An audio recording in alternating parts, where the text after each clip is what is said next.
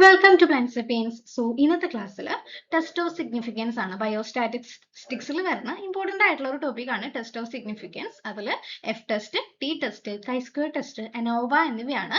ഇവിടെ character base ചെയ്തിട്ടും then ഓരോ പോർഷൻ എടുത്തു കഴിഞ്ഞാൽ അതിനനുസരിച്ചുള്ള ഒരു ക്വസ്റ്റ്യനും ബേസ് ചെയ്തിട്ട് പഠിപ്പിക്കാമെന്നാണ് വിചാരിക്കുന്നത്. സോ നമുക്ക് നേരെ ക്ലാസ്സിലോട്ട് പോകാം.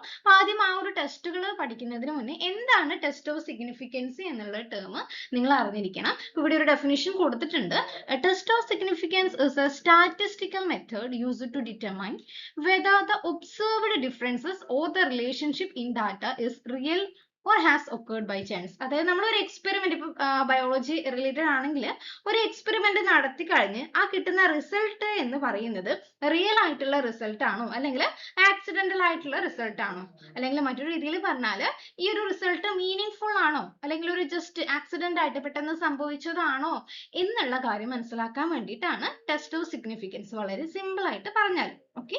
ഈ ഒരു ടെസ്റ്റ് ഓഫ് സിഗ്നിഫിക്കൻസ് മെയിൻ ആയിട്ട് രണ്ട് ടൈപ്പ് ആണ് ഉള്ളത്. അതിൽ ഒന്നാമത്തത് പാരാമെട്രിക് ടെസ്റ്റ് ആണ്. ഓക്കെ, ഈ ഒരു ടേം പഠിച്ചു വെക്കുക എക്സാം ഓറിയന്റഡ് ആയിട്ട്. പാരാമെട്രിക് ടെസ്റ്റ് എന്ന് പറയുമ്പോൾ നമ്മൾ ഡാറ്റ എടുക്കുന്നത് അതായത് ക്വാണ്ടിറ്റേറ്റീവ് ന്യൂമറിക്കൽ ആയിട്ടുള്ള കണ്ടിന്യൂസ് ആയിട്ടുള്ള ഡാറ്റാസ് ആണ് യൂസ് ചെയ്യുന്നത്. അപ്പൊ കിട്ടുന്ന ആ ഒരു curve normal distribution curve normally ആണ് ഡിസ്ട്രിബ്യൂട്ട് ചെയ്യുന്നത് എങ്കിൽ അവയെ പാരാമെട്രിക് ടെസ്റ്റ് എന്നാണ് പറയുന്നത്. അപ്പൊ ഈ ഒരു പാരാമെട്രിക് ടെസ്റ്റിൽ നമ്മൾ നോക്കുന്നത് അവയുടെ normality, homogeneity of variance, interval അല്ലെങ്കിൽ റേഷ്യോ സ്കെയിൽ. ഓക്കെ, അപ്പൊ ന്യൂമറിക്കൽ എന്നുള്ള ടേം ആണ് പാരാമെട്രിക് ടെസ്റ്റിൽ നമ്മൾ ഡിസ്കസ് ചെയ്യുന്നത്. അപ്പൊ അതിൽ വരുന്ന examples T test, Z test, F test, അതിന്റെ കുറച്ച് അഡ്വാൻസ്ഡ് വേർഷൻ ആണ് അനോവ. അപ്പൊ നിങ്ങൾക്ക് ഈ ഒരു സിലബസ് ഓറിയന്റഡ് ആയിട്ട് ടി ടെസ്റ്റും എഫ് ടെസ്റ്റും ആണ്, അനോവയാണ് പഠിക്കാനുള്ളത്. അത് ഡീറ്റെയിൽഡ് ആയിട്ട് ഈ ഒരു ക്ലാസ്സിൽ ഡിസ്കസ് ചെയ്യുന്നുണ്ട്. വളരെ സിമ്പിൾ ആയിട്ട് പറഞ്ഞാൽ ടി ടെസ്റ്റ് എന്ന് പറയുമ്പോൾ രണ്ട് ഗ്രൂപ്പ്സിന്റെ മീനുകൾ തമ്മിൽ കമ്പയർ ചെയ്യുന്നതാണ്. സെഡ് ടെസ്റ്റ് എന്ന് പറയുന്നത് ലാർജ് സാമ്പിളിന്റെ കമ്പാരിസൺ ആണ്.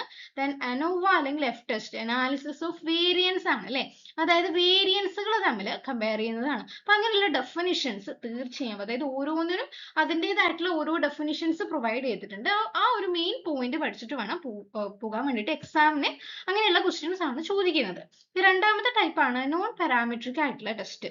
അതായത് ഈ ഒരു ടെസ്റ്റിൽ ക്വാളിറ്റേറ്റീവ് ആയിട്ടുള്ള ഡാറ്റാസ് ആണ്. അതായത് ഡാറ്റ ഈസ് കാറ്റഗറിക്കൽ അല്ലെങ്കിൽ ഒരു നോർമൽ ഡിസ്ട്രിബ്യൂഷനെ follow ചെയ്യാത്തതാണ്.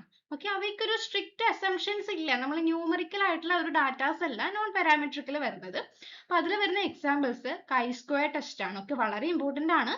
Association between categorical variable, ഈ ഒരു ടേം അണ്ടർലൈൻ ചെയ്ത് വെക്കുക. ഞാൻ ക്ലാസ്സിൽ പറയുമ്പോഴും ഡിസ്കസ് ചെയ്യുന്നുണ്ട്. ഓക്കെ, ദെൻ രണ്ടാമത്തേതാണ് മാൻ വൈറ്റ്നി യു ടെസ്റ്റ്. അത് രണ്ട് ഇൻഡിപെൻഡന്റ് ആയിട്ടുള്ള വേരിയബിൾസ് ഗ്രൂപ്പ്സിനെ കമ്പയർ ചെയ്യാൻ വേണ്ടിയിട്ടാണ്.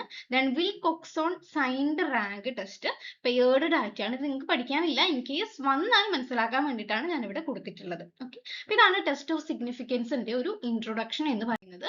ഇനി നമുക്ക് അവയുടെ സ്റ്റെപ്സ് ഒന്ന് ഡീറ്റെയിൽഡ് ആയിട്ട് മനസ്സിലാക്കാം. ഇത് ജനറൽ ആയിട്ട് പറഞ്ഞു കഴിഞ്ഞാൽ ബാക്കി ഓരോന്ന് പറയുമ്പോഴും സ്റ്റെപ്സ് നമുക്ക് പറയേണ്ട ആവശ്യമില്ല, പ്രധാനപ്പെട്ട പോയിന്റ് മാത്രം പഠിച്ചു പോയാൽ മതിയായിരിക്കും.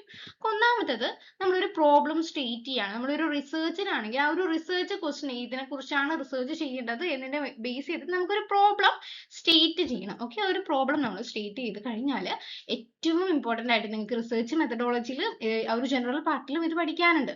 Formulate hypothesis. ഹൈപ്പോതെസിസ് ഫോർമുലേറ്റ് ചെയ്യുക.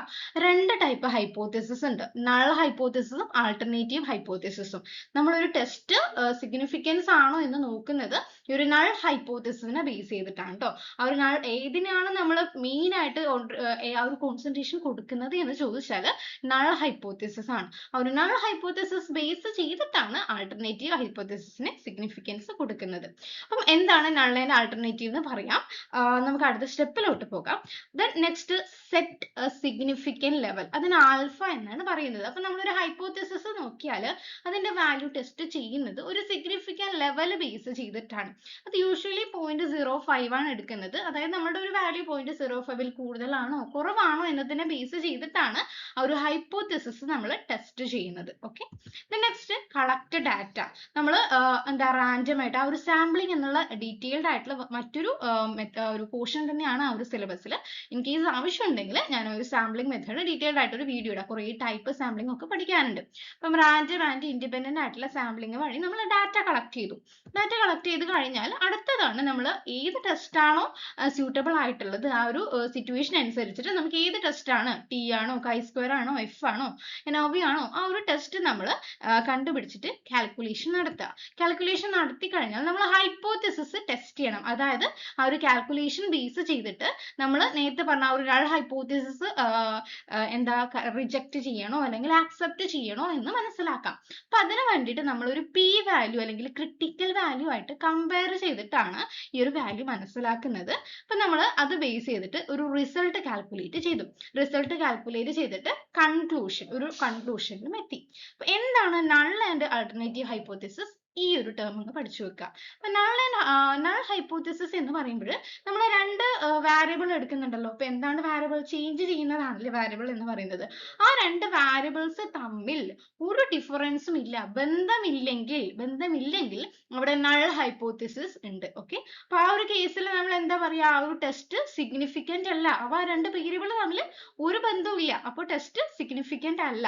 ഓക്കെ, ഇൻ കേസ് രണ്ടാമത്തേതാണ് ആൾട്ടർനേറ്റീവ് ഹൈപ്പോത്തിസിസ് എന്ന് പറയുമ്പോൾ അവിടെ എന്തോ ഒരു ബന്ധമുണ്ട്. ഓക്കെ, അതായത് നൾ ഹൈപ്പോത്തിസിസ് അവിടെ റിജക്ട് ചെയ്യാണ് ചെയ്യുക, അവിടെ എന്തോ ബന്ധമുണ്ട് എന്നാണ് അതിന്റെ അർത്ഥം. ആൾട്ടർനേറ്റീവ് ഹൈപ്പോത്തിസിസ് അക്സെപ്റ്റ് ചെയ്യുക. അപ്പം സ്മോക്കിങ്ങും ക്യാൻസറും ഓക്കെ രണ്ട് വേരിയബിൾ ആണ്. ഇപ്പൊ സ്മോക്കിംഗ് അതായത് സ്മോക്ക് ചെയ്യുന്ന ആൾക്കാരിൽ ലങ് ക്യാൻസർ വരാനുള്ള ചാൻസ് കൂടുതലാണെന്ന് കണ്ടുപിടിച്ചു ഒരു കണക്കില്. അപ്പൊ അവിടെ നൾ ഹൈപ്പോത്തിസിസ് എന്ന് പറയുന്നത് റിജക്റ്റഡ് ആണല്ലേ, അവിടെ ബന്ധമുണ്ട്. അപ്പൊ നമ്മൾ ആൾട്ടർനേറ്റീവ് ഹൈപ്പോത്തിസിസ് ആണ് അക്സെപ്റ്റ് ചെയ്യുന്നത്. ഓക്കെ, ബന്ധം ഇല്ല എന്നുള്ള ആ ഒരു നൾ ഹൈപ്പോത്തിസിസിനെ നമ്മൾ റിജക്റ്റ് ചെയ്യും. അത് ബേസ് ചെയ്തിട്ട് ആ എറേഴ്സ് ഒക്കെ നിങ്ങൾ ഒരു ജനറൽ പേപ്പറിലെ റിസർച്ച് മെത്തഡോളജിയിൽ പഠിക്കാനുണ്ട് കേട്ടോ. ഓക്കെ, അപ്പൊ നൾ ആൻഡ് ആൾട്ടർനേറ്റീവ് ഹൈപ്പോത്തിസിസ് മനസ്സിലായിട്ടുണ്ടാവും വിചാരിക്കുന്നു. നെക്സ്റ്റ് പി വാല്യൂ ആണ്. അതായത് നമ്മൾ ഒരു ഹൈപ്പോത്തിസിസ് ടെസ്റ്റ് ചെയ്യുമ്പോൾ നമ്മൾ ഒരു നൾ ഹൈപ്പോത്തിസിസിനെ അക്സെപ്റ്റോ റിജക്റ്റോ ചെയ്യുന്നത് ഈ ഒരു പി വാല്യൂവിനെ ബേസ് ചെയ്തിട്ടാണ്. അതായത് അതിന്റെ ഒരു ഡെഫിനിഷൻ കൊടുത്താൽ probability that the observed result, അതായത് ആ ഒരു നമുക്ക് കിട്ടിയ റിസൾട്ട് ബൈ ചാൻസ് ആയിട്ടാണോ ഉണ്ടായിട്ടുള്ളത് അല്ലെങ്കിൽ റിയൽ ആണോ എന്ന് മെഷർ ചെയ്യാൻ വേണ്ടിയിട്ടാണ് നമ്മൾ പി വാല്യൂ നോക്കുന്നത്. അപ്പൊ ഒരു പി വാല്യൂ നോക്കുന്നത് അസ്യൂം ആ ഒരു നൾ ഹൈപ്പോത്തിസിസ് ട്രൂ ആണോ ഇല്ലയോ എന്ന് മനസ്സിലാക്കാൻ വേണ്ടിയിട്ടാണ്. ഈ ഒരു ടേബിൾ ബേസ് ചെയ്തിട്ട് പറയാം. നമുക്ക് പി വാല്യൂ, നമ്മൾ പി വാല്യൂ എപ്പോഴും ഈ ഒരു set of significant level base ചെയ്തിട്ടാണ് കേട്ടോ കാൽക്കുലേറ്റ് ചെയ്യുന്നത്. അപ്പൊ നമുക്ക് കിട്ടിയ പി വാല്യൂ, ആ ഒരു ക്രിട്ടിക്കൽ വാല്യൂ എന്ന് പറയുന്നത് 0.05 കുറവാണ് എന്ന് വിചാരിക്കുക. ആ ഒരു കേസിൽ അതിന്റെ അർത്ഥം നമ്മൾ നൾ ഹൈപ്പോത്തിസിസ് റിജക്റ്റ് ചെയ്തു, അതായത് അവിടെ ബന്ധമുണ്ട്. നൾ ഹൈപ്പോത്തിസിസ് റിജക്റ്റ് ചെയ്യുമ്പോൾ അവിടെ ബന്ധമുണ്ട്. സോ അവിടെ സ്റ്റാറ്റിസ്റ്റിക്കലി സിഗ്നിഫിക്കന്റ് ആണ് എന്ന് പറയും. അതിന്റെ ഓപ്പോസിറ്റ് 0.05 ഈക്വലോ അല്ലെങ്കിൽ കൂടുതലോ ആണെങ്കിൽ അവിടെ do not reject null hypothesis. Okay, അവിടെ നൾ ഹൈപ്പോത്തിസിസ് നമ്മൾ അക്സെപ്റ്റ് ചെയ്യണം, അവിടെ ബന്ധം ഇല്ല എന്നാണ് അതിന്റെ അർത്ഥം. സോ ആ ഒരു ടെസ്റ്റ് എന്താ, സ്റ്റാറ്റിസ്റ്റിക്കലി സിഗ്നിഫിക്കന്റ് അല്ല എന്ന് മനസ്സിലാക്കാം. ഒരു എക്സാമ്പിൾ നോക്കി, ഇപ്പം സ്മോക്കിംഗ് ലങ് ഡിസീസിന് കാരണമാകുന്നുണ്ടോ എന്നുള്ള ഒരു സ്റ്റഡി, അതാണ് അവിടെ ക്വസ്റ്റ്യൻ. നമ്മൾ ഒരു പി വാല്യൂ 0.02 ആണ് നമുക്ക് കിട്ടിയിട്ടുള്ളത്, കാൽക്കുലേറ്റ് ചെയ്തിട്ടുള്ളത്. അത് 0.05 കുറവാണല്ലോ. അപ്പൊ നൾ ഹൈപ്പോത്തിസിസ് നമ്മൾ എന്ത് ചെയ്യണം, റിജക്ട് ചെയ്യണം. അപ്പൊ അതിന്റെ അർത്ഥം സ്മോക്കിംഗ് ലങ് ക്യാൻസറുമായിട്ട് സിഗ്നിഫിക്കന്റ് ആയിട്ടുള്ള ഒരു റിലേഷൻഷിപ്പ് ഉണ്ട്, അവ സ്റ്റാറ്റിസ്റ്റിക്കലി സിഗ്നിഫിക്കന്റ് ആണ് എന്നാണ്. ഓക്കെ, അപ്പൊ ഇതാണ് ടെസ്റ്റ് ഓഫ് സിഗ്നിഫിക്കൻസിന്റെ ഒരു ഓവറോൾ ആയിട്ടുള്ള ഒരു ഐഡിയ. അപ്പൊ നിങ്ങൾക്ക് ഇത് ക്യാച്ച് ചെയ്യാൻ പറ്റിയിട്ടുണ്ടാവും എന്ന് വിചാരിക്കുന്നു. ക്യാച്ച് ചെയ്യാൻ പറ്റിയിട്ടുണ്ടെങ്കിൽ നിങ്ങൾ ആ ഒരു ഫീഡ്ബാക്കിൽ ഒന്ന് അറിയിച്ചേക്കുക, സോറി ആ ഒരു കമന്റ് ബോക്സിൽ ഒന്ന് അറിയിച്ചേക്കുക.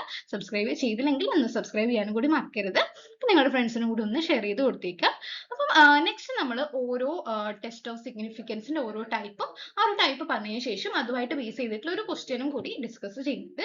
അതിൽ ഒന്നാമത്തത് കൈ സ്ക്വയർ ടെസ്റ്റ് ആണ്. അപ്പൊ കൈ സ്ക്വയർ എന്ന് പറയുമ്പോൾ നമ്മൾ ഒന്നാമത്തെ പോയിന്റ് പഠിച്ചിട്ടുണ്ട്, ഏത് ടൈപ്പ് ടെസ്റ്റ് ആണ്, നോൺ പാരാമെട്രിക് ആയിട്ടുള്ള ഒരു സ്റ്റാറ്റിസ്റ്റിക്കൽ ടെസ്റ്റ് ആണ് കൈ സ്ക്വയർ ടെസ്റ്റ്. അപ്പൊ നിങ്ങൾ ഏത് എക്സാം ആയിക്കോട്ടെ, നിങ്ങൾ കൈ സ്ക്വയർ ടെസ്റ്റ് എന്നുള്ള ഒരു ടേം വരുമ്പോൾ അനലൈസ് കാറ്റഗറിക്കൽ ഡാറ്റയാണ്. ഓക്കെ, അത് ക്വാണ്ടിറ്റേറ്റീവ് അല്ല, ക്വാളിറ്റേറ്റീവ് ആയിട്ടുള്ള കാറ്റഗറിക്കൽ ഡാറ്റ എന്നുള്ള ഒരു ടേം ഉണ്ടെങ്കിൽ അത് കണ്ണും ചിമ്മിയിട്ട് നമ്മൾ ഓപ്ഷൻ ക്ലിക്ക് ചെയ്യുക, കൈ സ്ക്വയർ ടെസ്റ്റുമായിട്ട് റിലേറ്റ് ചെയ്തിട്ടുള്ളതാണ്. ഓക്കെ, അതാണ് ഒന്നാമത്തെ പോയിന്റ്. ദെൻ രണ്ടാമത്തെ പോയിന്റ് നോക്കാം. ഇത് എന്തിനു വേണ്ടിയിട്ടാണ് യൂസ് ചെയ്യുന്നത്?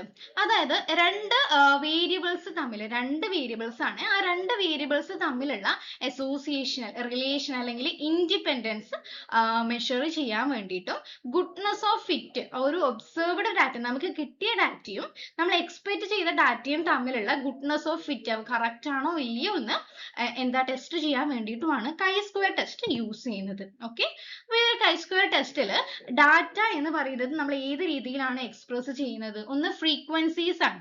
ഓക്കെ, പെർസെൻറ്റേജസിലോ മീനിലോ ആ ഒരു ന്യൂമറിക്കൽ ഡാറ്റയിൽ നമ്മൾ കൈ സ്ക്വയർ ടെസ്റ്റ് എക്സ്പ്രസ് ചെയ്യുന്നില്ല. കൗണ്ട് അല്ലെങ്കിൽ ഫ്രീക്വൻസീസ് ആയിട്ടാണ് ഡാറ്റ നമ്മൾ എക്സ്പ്രസ് ചെയ്യുന്നത്. ഓക്കെ, ഈ ഒരു കൈ സ്ക്വയർ ടെസ്റ്റിന് ഒരു ക്രൈറ്റീരിയ ഉണ്ട്. ക്രൈറ്റീരിയ, ഒരു ടെസ്റ്റ് വാലിഡ് ആവണമെങ്കിൽ നമ്മൾ ഒരു സാമ്പിൾ യൂസ് ചെയ്യല്ലോ അല്ലെ? ആ ഒരു പോപ്പുലേഷനിൽ നിന്ന് നമ്മൾ ഒരു സാമ്പിൾ റാൻഡം ആയിട്ട് സാമ്പിൾ സെലക്ട് ചെയ്യും. ഓക്കെ, ആ ഒരു സെലക്ട് ചെയ്യുന്ന സാമ്പിളിന്റെ സൈസ് എന്ന് പറയുന്നത് സഫീഷ്യന്റ്ലി ലാർജ് ആയിരിക്കണം. ഓക്കെ, ഇമ്പോർട്ടന്റ് ആയിട്ടുള്ള ടേം ആണ്. സഫീഷ്യന്റ്ലി ലാർജ് ആയിട്ടുള്ള സാമ്പിൾ ഉണ്ടായാൽ മാത്രമേ കൈ സ്ക്വയർ ടെസ്റ്റ് വാലിഡ് ആവുള്ളൂ. ഓക്കെ, നമ്മളൊരു ഫ്രീക്വൻസി എക്സ്പെക്ട് ചെയ്യുന്നുണ്ടല്ലോ, നമ്മൾ ആദ്യം ഒരു ഫ്രീക്വൻസി എക്സ്പെക്ട് ചെയ്ത് വെക്കും. ആ ഒരു എക്സ്പെക്ട് ചെയ്തിട്ടുള്ള ഫ്രീക്വൻസി, ഓരോ സാമ്പിളും നമ്മൾ എക്സ്പെക്ട് ചെയ്തിട്ടുള്ള ഫ്രീക്വൻസി എന്ന് പറയുന്നത് അറ്റ്ലീസ്റ്റ് 5 ആയിരിക്കണം. ഓക്കെ, 5 ഫ്രീക്വൻസി എങ്കിലും നമ്മൾ എക്സ്പെക്ട് ചെയ്തിരിക്കണം. ഓക്കെ, അതിൽ കുറവാണെങ്കിൽ നമ്മൾ കറക്ഷൻ കൊടുക്കുക അല്ലെങ്കിൽ ഒരു ആൾട്ടർനേറ്റീവ് ടെസ്റ്റ് നടത്തിയിട്ട് വേണം ബാക്കി ഫർദർ പ്രോസസ്സ് ചെയ്യാൻ വേണ്ടിയിട്ട്. ഓക്കെ, നമുക്ക് കിട്ടുന്ന ഒരു ഒബ്സർവേഷൻ എന്ന് പറയുന്നത്, നമുക്ക് കിട്ടുന്ന വാല്യൂസ് ഇല്ലേ, അവ എല്ലാം ഇൻഡിപെൻഡന്റ് ഓഫ് ഈച്ച് അതർ ആയിരിക്കണം. Okay, independent of each other ആയിരിക്കണം.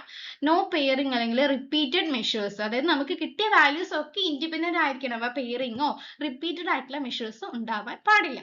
ഓക്കെ, ഇനി നമ്മളൊരു സാമ്പിൾ സെലക്ട് ചെയ്യുന്നു പറഞ്ഞു, ഒരു ലാർജ് സൈസ് സാമ്പിൾ സെലക്ട് ചെയ്യുന്നു പറഞ്ഞു. ആ സെലക്ട് ചെയ്യുന്നത് ഏത് മെത്തേഡ് വഴിയാണ്? റാൻഡംലി ആണ് ആ ഒരു സാമ്പിൾ സെലക്ട് ചെയ്യുന്നതെന്നും കൂടി മനസ്സിലാക്കുക. നെക്സ്റ്റ് അവയുടെ ഫോർമുല യൂസ് ചെയ്യുന്നത്, ഈ ഒരു ഫോർമുലയും പഠിച്ചു വെച്ചേക്കുക. കാൽക്കുലേഷൻ ടൈപ്പ് ചോദിക്കില്ല, അധികം ഡിസ്ക്രിപ്റ്റീവ് ടൈപ്പ് ക്വസ്റ്റ്യൻസ് ആണ് നമ്മൾ ബയോസ്റ്റാറ്റി ആയതുകൊണ്ട് ചോദിക്കാറ്. കൈ സ്ക്വയർ എന്ന് പറയുന്നത് sigma CO minus E the whole square divided by E ആണ്.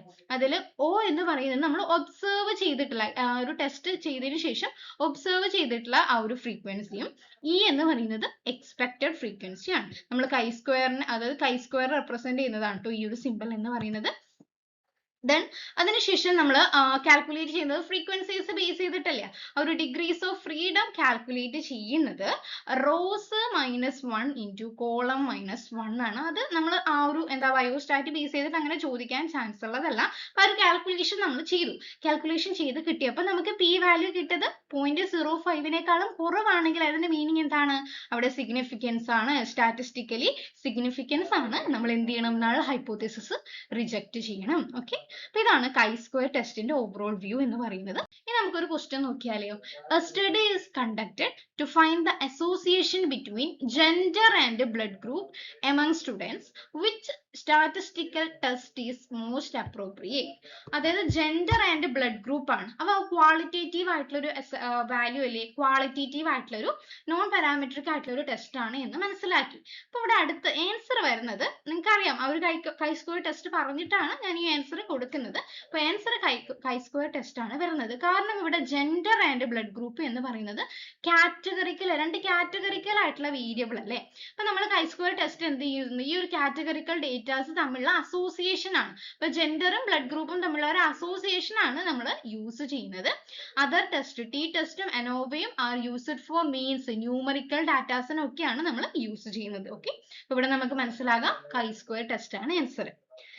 രണ്ടാമത്തെ കാറ്റഗറി ആണ് ടി ടെസ്റ്റ് എന്ന് പറയുന്നത്. ഇനിയും ടി ടെസ്റ്റിന്റെ നമുക്ക് ക്യാരക്ടറിസ്റ്റിക്സ് ആ ഒരു കൈ സ്ക്വയർ പഠിച്ചതുപോലെയുള്ള കുറെ ടേംസ് ബേസ് ചെയ്തിട്ട് പഠിക്കാം.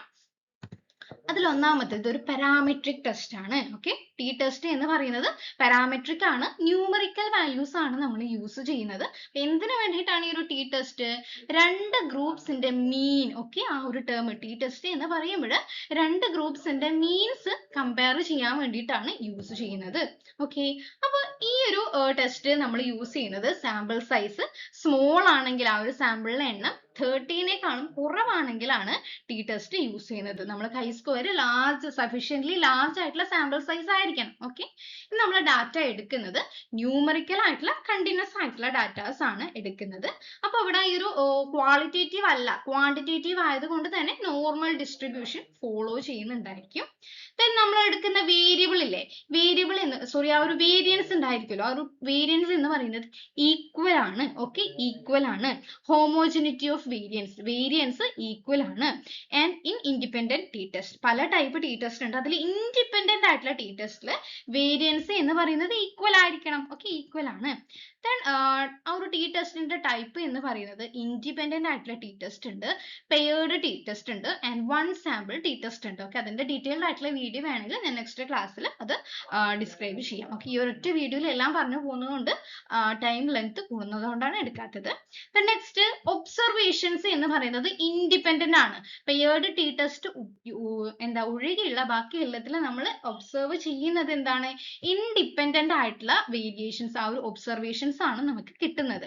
then നമ്മൾ the test statistics നമ്മൾ ഈ ഒരു ടി ടെസ്റ്റ് ചെയ്ത് കഴിഞ്ഞതിന് ശേഷം നമ്മൾ സ്റ്റുഡൻസ് ടി ഡിസ്ട്രിബ്യൂഷനും കൂടി ആ ഒരു ടെസ്റ്റ് സ്റ്റാറ്റിസ്റ്റിക്സിന്റെ കൂടെ ഫോളോ ചെയ്യണം. ഓക്കെ, then ആ ഒരു ടി ടെസ്റ്റ് നമ്മൾ ഒരു ഡിഗ്രി ഓഫ് ഫ്രീഡം ആ ഒരു പി വാല്യൂ ഒക്കെ വെച്ചിട്ട് മെഷർ ചെയ്യുന്നത് ഓരോ ടി ടെസ്റ്റിലും വേരി ചെയ്യുന്നുണ്ട്. ഓക്കെ, വ്യത്യാസമായിട്ടാണ് വരിക. അപ്പം ആസ് യൂഷ്വൽ പി വാല്യൂ 0.05നേക്കാളും കുറവാണെങ്കിൽ നൾ ഹൈപ്പോതെസിസ് റിജക്ട് ചെയ്യും. അതിന്റെ അർത്ഥം മീൻസ് ഡിഫറെന്റ് ആണ്. ഓക്കെ, സിഗ്നിഫിക്കന്റ് ആയിട്ടുള്ള ഡിഫറൻസ് രണ്ട് ഗ്രൂപ്പിലുള്ള മീൻസ് തമ്മിലുണ്ട്. ഓക്കെ, ഇവിടെ പാരാമെട്രിക് ആണ്, സ്മോൾ സൈസ് ആണ്, മീൻ ഓഫ് ടു ഗ്രൂപ്പ് ആണ്, ന്യൂമറിക്കൽ ആണ് എന്നുള്ള ടേം കറക്റ്റ് ആയിട്ട് ഓർത്തു വെക്കുക. നമുക്കൊരു ക്വസ്റ്റ്യൻ നോക്കാം.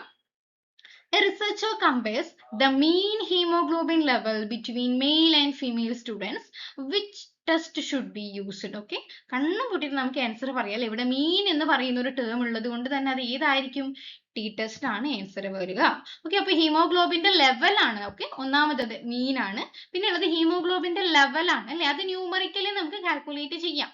അപ്പൊ we are comparing means of two groups, അതായത് മെയിലും ഫീമെയിലും തമ്മിലുള്ള മീൻസ്, ഹീമോഗ്ലോബിന്റെ മീൻ ആണ് നമ്മൾ കാൽക്കുലേറ്റ് ചെയ്യുന്നത്. ഓക്കെ, അപ്പൊ ടി ടെസ്റ്റ് എന്ന് പറയുന്നത് രണ്ട് മീൻസ് തമ്മിൽ കമ്പയർ ചെയ്യാൻ വേണ്ടിയിട്ട് യൂസ് ചെയ്യുന്ന ഒരു ടെസ്റ്റ് ആണെന്ന് മനസ്സിലാക്കി വെക്കുക. നെക്സ്റ്റ് എഫ് ടെസ്റ്റ് ആണ്. ഓക്കെ, എഫ് ടെസ്റ്റിന്റെ ക്യാരക്ടേഴ്സ്, ഇതും ഒരു പാരാമെട്രിക് ആയിട്ടുള്ള ടെസ്റ്റ് ആണ്. അപ്പൊ എന്തിനു വേണ്ടിയിട്ടാണ്, രണ്ട് സാമ്പിൾസിന്റെ വേരിയൻസ് കമ്പയർ ചെയ്യാനാണ്. Okay, variance of two samples ആണ് എഫ് ടെസ്റ്റിൽ കമ്പയർ ചെയ്യുന്നത്. അപ്പൊ അവ എന്തിനെ ബേസ് ചെയ്തിട്ടാണ്, റേഷ്യോ ആണ്. രണ്ട് വേരിയൻസ് തമ്മിലുള്ള റേഷ്യോ പാരാമെട്രിക് ആണ്, അതുകൊണ്ട് തന്നെ റേഷ്യോ ബേസ് ചെയ്തിട്ടാണ് എഫ് വേരിയൻസ് 1 എന്ന് വേരിയൻസ് 2 ആ രണ്ട് വേരിയൻസ് തമ്മിലുള്ള റേഷ്യോ ബേസ് ചെയ്തിട്ടാണ് നമ്മൾ കാൽക്കുലേറ്റ് ചെയ്യുന്നത്. അപ്പൊ അതിൽ നമ്മൾ ഡാറ്റ എടുക്കുന്നുണ്ടല്ലോ, ആ ഒരു ഡാറ്റ എന്ന് പറയുന്നത് കണ്ടിന്യൂസ് ആയിട്ടുള്ള നോർമലി ഡിസ്ട്രിബ്യൂട്ടഡ് ആയിട്ടുള്ള ഗ്രാഫ്സ് ആണ്. നമ്മൾ രണ്ട് സാമ്പിൾ തമ്മിലുള്ള വേരിയൻസ് ആണല്ലോ നോക്കുന്നത്. നമ്മൾ ആ ഒരു പോപ്പുലേഷനിൽ നിന്ന് രണ്ട് സാമ്പിൾ എടുത്തു, ആ രണ്ട് സാമ്പിളും ഇൻഡിപെൻഡന്റ് ആയിരിക്കണം, ബന്ധമുണ്ടാവാൻ പാടില്ല, ഇൻഡിപെൻഡന്റ് ആയിട്ട് ഒന്നൊന്നിനെ എഫക്ട് ചെയ്യാത്ത ഇൻഡിപെൻഡന്റ് ആയിട്ടുള്ള സാമ്പിൾ ആണ് സെലക്ട് ചെയ്യുന്നത്. And it is sensitive to deviation from normality. Okay, F test എന്ന് പറയുന്നത് നോർമാലിറ്റിയിൽ നിന്ന് ഡീവിയേറ്റ് ചെയ്യാം ആ ഒരു മെത്തേഡ്. കാരണം ഇത് മെയിൻലി ഡിപ്പെൻഡ് ചെയ്യുന്നത് എന്തിനാ ബേസ് ചെയ്തിട്ടാണ്, അതായത് ആ ഒരു റേഷ്യോ വേരിയൻസിന്റെ, ആ ഒരു സാമ്പിൾ വേരിയൻസിന്റെ റേഷ്യോ ബേസ് ചെയ്തിട്ട് ആ ഒരു ഡിസ്ട്രിബ്യൂഷൻ എന്ന് പറയുന്നത് അല്ലെങ്കിൽ ഡീവിയേഷൻ മാറാം. Next, it is mainly used to test homogeneity of variance. Variance തമ്മിലുള്ള homogeneity measure ചെയ്യാൻ വേണ്ടിയിട്ടാണ് യൂസ് ചെയ്യുന്നത്. അപ്പം ANOVA എന്ന് പറയുന്ന അഡ്വാൻസ്ഡ് ഫോമിന്റെ ഒരു ബേസിസ് ആണ് ഈ ഒരു എഫ് ടെസ്റ്റ് എന്ന് പറയുന്നത്. ഓക്കെ, നെക്സ്റ്റ് ഓൾവേസ് ഒരു വേരിയൻസ് നമ്മൾ എടുക്കുന്നുണ്ടല്ലോ, ആ വേരിയൻസ് എടുക്കുന്നത് പോസിറ്റീവ് ആയിട്ടായിരിക്കും ഉണ്ടായിരിക്കുക. ഓക്കെ, അപ്പൊ നമ്മൾ എടുക്കുന്ന ആ ഒരു എഫിന്റെ വാല്യൂ എപ്പോഴും സീറോനേക്കാളും മുകളിലായിരിക്കും. Next 2 degree of freedom. അപ്പൊ ഇവിടെ നമ്മൾ മെയിൻലി നമ്മളിലൊക്കെ ആ ഒരു degree of freedom 1 degree of freedom ആണ് പറയാറ്. എഫ് ടെസ്റ്റിൽ 2 degree of freedom ഉണ്ട്. ഒന്ന് ന്യൂമറേറ്ററും 1 ഡിനോമിനേറ്ററും. നമ്മൾ റേഷ്യോ ബേസ് ചെയ്തിട്ടാകുമ്പോൾ 2 degree of freedom അവിടെ പറയാം. ഓക്കെ, ഇവിടെ പി വാല്യൂ ആസ് കേസ് 0.05നേക്കാളും താഴെയാണെങ്കിൽ വേരിയൻസ് തമ്മിൽ സിഗ്നിഫിക്കന്റ് ആയിട്ടുള്ള ഡിഫറൻസ് ഉണ്ട് എന്ന് നമുക്ക് മനസ്സിലാക്കാം. ഓക്കെ, അവ ഇൻഡിപെൻഡന്റ് ആണ് എന്ന് നമുക്ക് മനസ്സിലാക്കാം. ഓക്കെ. Then ഒരു question നോക്കിയേ. Two laboratories measures the variability in glucose level of patient. രണ്ട് laboratories ഒരു പേഷ്യന്റിന്റെ ഗ്ലൂക്കോസ് ലെവലിലുള്ള വേരിയബിലിറ്റി മെഷർ ചെയ്തു. Which test is used to compare the variance of the two groups? ഇവിടെ ഏതായിരിക്കും ആൻസർ വരിക? എഫ് ടെസ്റ്റ് ആണ്. കാരണം ക്വസ്റ്റ്യൻ എന്ന് പറയുന്നത് വേരിയബിലിറ്റി ആണ് അല്ലെ, വേരിയൻസ് മനസ്സിലാക്കാൻ വേണ്ടിയിട്ടാണ്. അപ്പൊ എഫ് ടെസ്റ്റ് ആണ് രണ്ട് വേരിയൻസ് തമ്മിൽ കമ്പയർ ചെയ്യുന്നത്. ഓക്കെ, ഇവിടെ രണ്ട് ലബോറട്ടറീസ് ആണ് ഗ്ലൂക്കോസ് ലെവലിലുള്ള പേഷ്യൻസിന്റെ വേരിയൻസ് നോക്കുന്നത്. അപ്പൊ ആ ഒരു വേരിയൻസ് തമ്മിലാണ് ഇവിടെ കമ്പയർ ചെയ്യുന്നത്. അപ്പം അത് കൂടാതെ ഹോമോജനിറ്റി ഓഫ് വേരിയൻസിന് ചെക്ക് ചെയ്യാൻ വേണ്ടിയിട്ടും ഈ ഒരു എഫ് ടെസ്റ്റ് യൂസ് ചെയ്യുന്നുണ്ടെന്ന് മനസ്സിലാക്കാം. സോ നമ്മൾ നെക്സ്റ്റ് പറയുന്നത് ANOVA ആണ്, അനാലിസിസ് ഓഫ് വേരിയൻസ് ആണ്. അപ്പൊ ഇവിടെ ഒന്നാമത്തെ പോയിന്റ് നോക്കാം. അപ്പൊ ഒരു പാരാമെട്രിക് ടെസ്റ്റ് ആണ്, ന്യൂമറിക്കൽ ആണ്. അപ്പൊ എന്തിനു വേണ്ടിയിട്ടാണ്? Means of 3 or more groups. Okay, means of 3 or more groups underline ചെയ്ത് വെച്ചോ. നമ്മൾ മുന്നേ ടി ടെസ്റ്റ് പഠിച്ചിട്ടുണ്ട് അല്ലേ. ടി ടെസ്റ്റ് എന്ന് പറയുമ്പോൾ രണ്ട് ഗ്രൂപ്പ്സുകൾ തമ്മിലുള്ള മീൻസ് മാത്രം കമ്പയർ ചെയ്യാനേ പറ്റുള്ളൂ. മൂന്നോ അതിൽ കൂടുതലോ വരുന്ന മീൻസ് കമ്പയർ ചെയ്യാൻ വേണ്ടിയിട്ട് ANOVA ആണ് യൂസ് ചെയ്യുന്നത്. അപ്പൊ ഈ ANOVAയിൽ നമ്മൾ ഡിഫറൻസ് മനസ്സിലാക്കാൻ വേണ്ടിയിട്ട് എഫ് സ്റ്റാറ്റിസ്റ്റിക്സ് ആണ് യൂസ് ചെയ്യുന്നത്. അപ്പൊ നിങ്ങൾക്ക് ഒരു കൺഫ്യൂഷൻ വരാം, എന്തുകൊണ്ടാണ് ടി യൂസ് ചെയ്യാത്തത്? ടി ആണല്ലോ മീൻ കാൽക്കുലേറ്റ് ചെയ്യുന്നത്, എഫ് റേഷ്യോ കാൽക്കുലേറ്റ് ചെയ്യുന്നതല്ലേ എന്ന്. അപ്പൊ നമ്മൾ ടി രണ്ടെണ്ണം മാത്രം കമ്പയർ ചെയ്യാൻ വേണ്ടിയിട്ടാണ്. അപ്പൊ അവിടെ ടി ടെസ്റ്റ് ആണ് ANOVAയിൽ യൂസ് ചെയ്യുന്നത് എങ്കിൽ അവിടെ ടൈപ്പ് 1 എറർ വരാനുള്ള ചാൻസ് കൂടുതലാണ് കേട്ടോ. അപ്പൊ നമ്മൾ എഫ് ടെസ്റ്റിൽ റേഷ്യോ ആണ് പറയുന്നതെങ്കിലും റേഷ്യോ ബേസ് ചെയ്തിട്ട് നമുക്ക് വേരിയൻസ് കണ്ടുപിടിക്കാലോ. ആ ഒരു വേരിയൻസ് മീനുമായിട്ട് കണക്ട് ചെയ്തിട്ട് നമുക്ക് കണ്ടുപിടിക്കാം. ഓക്കെ, എഫ് സ്റ്റാറ്റിസ്റ്റിക്സ് വഴി നമുക്ക് മീൻ ഇൻഡയറക്റ്റ് ആയിട്ട് കണ്ടുപിടിക്കാൻ വേണ്ടിയിട്ട് പറ്റും. അതാണ് കുറച്ചും കൂടി റെലവെന്റ് ആയിട്ടുള്ളത്. അതുകൊണ്ടാണ് എഫ് യൂസ് ചെയ്യുന്നത് മനസ്സിലാക്കുക. സോ നമ്മൾ എടുത്തുന്ന ഡാറ്റ എങ്ങനെയായിരിക്കണം? കണ്ടിന്യൂസ് ആൻഡ് നോർമലി ഡിസ്ട്രിബ്യൂട്ടഡ് ആയിട്ടുള്ള ഡാറ്റാസ് ആയിരിക്കണം. ഒബ്സർവേഷൻ എന്ന് പറയുന്നത് ഇൻഡിപെൻഡന്റ് ആയിരിക്കണം നമ്മളുടെ ഒബ്സർവേഷൻ. ദെൻ നമ്മൾ എടുക്കുന്ന ആ ഒരു ഗ്രൂപ്പ്സ് തമ്മിലുള്ള വേരിയൻസ് കിട്ടുമല്ലോ, അത് ഹോമോജീനസ് ആയിട്ടുള്ള ഈക്വൽ ആയിട്ടുള്ള വേരിയൻസ് ആയിരിക്കണം. ഈ ഒരു രണ്ട് ടൈപ്പ് അനോവാസ് ഉണ്ട്. അതിൽ ഒന്ന് 1 way അനോവ, 2 way അനോവ. ഇത്രയും വ്യത്യാസമുള്ളൂ. 1 wayയിൽ നമ്മൾ യൂസ് ചെയ്യുന്ന ഇൻഡിപെൻഡന്റ് ഫാക്ടർ ഒന്നേ ഉള്ളൂ, 2 wayയിൽ രണ്ടെണ്ണം ഉണ്ട്. ഓക്കെ, അപ്പൊ ഇന്ററാക്ഷൻ എന്ന് പറയുന്ന സ്റ്റഡി ഏതിലായിരിക്കും? 2 way അനോവയിലായിരിക്കും. ഓക്കെ, ഒരു എക്സാമ്പിൾ പറഞ്ഞാല് ഒരു ഫെർട്ടിലൈസർ ടൈപ്പ് 1 wayക്ക് എക്സാമ്പിൾ ആണ്. ഫെർട്ടിലൈസർ ടൈപ്പ് പ്ലാൻ ഗ്രോത്തിനെ എങ്ങനെ എഫക്ട് ചെയ്യുന്നു എന്ന് പറയുന്നതാണ് 1 way അനോവയില്. അത് 2 wayയിൽ പറയുമ്പോൾ നമ്മൾ ഫെർട്ടിലൈസറും വാട്ടറിങ്ങും പ്ലാന്റിനെ എങ്ങനെ എഫക്ട് ചെയ്യുന്നു. ഓക്കെ, ഫെർട്ടിലൈസറിന്റെ കൂടെ വാട്ടറും കൂടി കൊടുത്താൽ ഒരു കമ്പൈൻഡ് ആയിട്ടുള്ള അനാലിസിസ് ആണ് 2 way അനോവയിൽ വരുന്നത്. നെക്സ്റ്റ് നമ്മളൊരു അനോവ എടുത്തു കഴിഞ്ഞാൽ നമ്മൾ ഓവറോൾ ആയിട്ടുള്ള ഒരു ഡിഫറൻസ് ആണ് നോക്കുന്നത്. ഒരു ഇൻഡിവിജ്വൽ ആയിട്ടുള്ള ഡിഫറൻസ്, ഏത് ഗ്രൂപ്പാണ് ഇൻഡിവിജ്വൽ ആയിട്ട് അല്ലെങ്കിൽ ഡിഫറൻറ്റ് ചെയ്യുന്നത് എന്ന് നമ്മൾ നോക്കുന്നില്ല. കുറച്ചും കൂടി സിഗ്നിഫിക്കൻ്റ് ആയിട്ട് പറഞ്ഞു കഴിഞ്ഞാൽ സിഗ്നിഫിക്കൻ്റ് ആണെങ്കിൽ നമ്മൾ അതായത് 0.5നേക്കാളും താഴെയാണെങ്കിൽ നമ്മൾ അഡീഷണൽ ആയിട്ടുള്ള ചില ടെസ്റ്റും കൂടി, അതായത് ടൂക്കി ടെസ്റ്റ് പോലെയുള്ള പോസ്റ്റ് ഹോക്ക് ടെസ്റ്റും കൂടി അനോവയിൽ ചെയ്യേണ്ടതുണ്ട്. അപ്പം സപ്പോസ് പി വാല്യൂ കുറവാണെങ്കിൽ അവിടെ സിഗ്നിഫിക്കൻ്റ് ആണല്ലോ. അപ്പൊ അതായത് ഏതെങ്കിലും 3 ഗ്രൂപ്പാണ് നമ്മളിപ്പം നോക്കുന്നതെങ്കിൽ ആ 3 ഗ്രൂപ്പിൽ ഏതെങ്കിലും ഒരു ഗ്രൂപ്പ് സിഗ്നിഫിക്കൻ്റ്ലി ഡിഫറെന്റ് ആയിരിക്കും. പക്ഷെ അത് ഏത് ഗ്രൂപ്പാ എന്ന് അനോവ വഴി നമുക്ക് കണ്ടുപിടിക്കാൻ വേണ്ടിയിട്ട് സാധിക്കില്ല. ഒരു ക്വസ്റ്റ്യൻ നോക്കിയേ. A scientist compares the mean blood pressure level among 3 different diet group. Okay, 3 different ആയിട്ടുള്ള ഡയറ്റ് ഗ്രൂപ്പ്സ് തമ്മിൽ എന്താ ബ്ലഡ് പ്രഷറിന്റെ മീന് കമ്പയർ ചെയ്തു. ഏത് സ്റ്റാറ്റിസ്റ്റിക്കൽ ടെസ്റ്റ് ആണ് മോസ്റ്റ് സ്യൂട്ടബിൾ ആയിട്ടുള്ളത്? അപ്പൊ അതിൽ എക്സ്പ്ലനേഷൻ വരുന്നത് ബ്ലഡ് പ്രഷർ എന്ന് പറയുന്നത് ഒരു ന്യൂമറിക്കൽ ഡാറ്റയാണ്. ഓക്കെ, അത് 2ൽ കൂടുതൽ ഗ്രൂപ്പ്സ് ഉണ്ട്. ഓക്കെ, ANOVA ആണ് means of 3 or more groups compare ചെയ്യാൻ വേണ്ടിയിട്ട് യൂസ് ചെയ്യുന്നത്. T test is limited to only 2 groups ആണ്.